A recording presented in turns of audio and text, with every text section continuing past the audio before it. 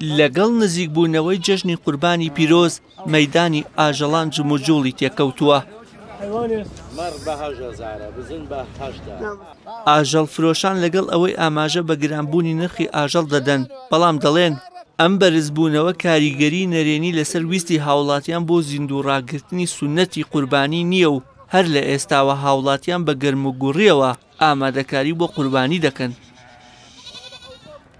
وڵی خەڵک 2000 پێ بێ 1000 بەخێنم قوربانیە ئەو یەک شتێکە پێ بڵێم ئەگە قەرزی کردوێ خێراکە خێری قوربانی ساڵی جارێکە ئەوەی بە قوربان خەڵکی سێمانی بەغیرەتە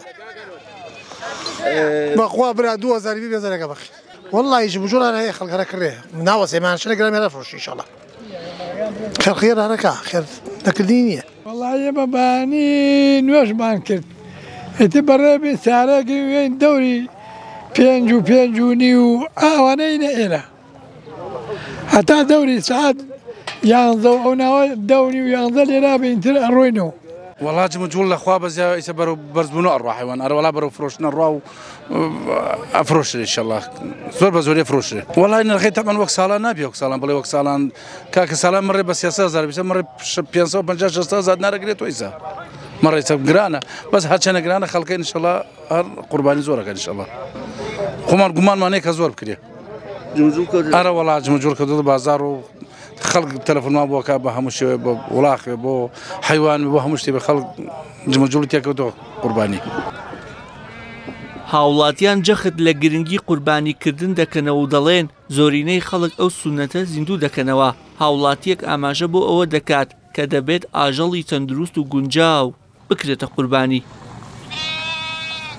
خەڵگەی کڕێ خەڵک قەینا هەر هەمووی نایکڕێ بەس زۆری خەڵک قوربانیە کڕێ. ساجنا بە هاتووی حیوان بکریوانە؟ ئەرەوەڵا زۆر بە وردی سەیرتە کرد بۆ ئاوە بە وردی سەیرتە کرد. وەڵاهی ئیسەوە حیوانە قەرار بوو لە سیارەکە معمەلەمان کرد دامانەگرە عەرزەکە سێرەکەین وردی دڕاوە عیبدارەوە بە عەمەل قوربانیش نایە و بۆ داشیش هەر خەڵک نایکڕێ مەگەرێکی سەری بڕێ.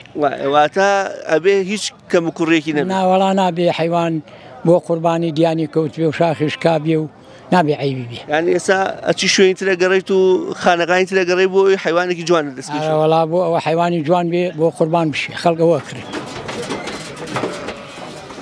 چاوەڕوان دەکرێت لەگەڵ هاتنی جەژن و زیندووڕاگرتنی سونەتی قوربانی لەلایەن موسڵمانانەوە نرخی گۆشتی سوور لە بازاڕەکانی هەرێمی کوردستاندا ببەزێت.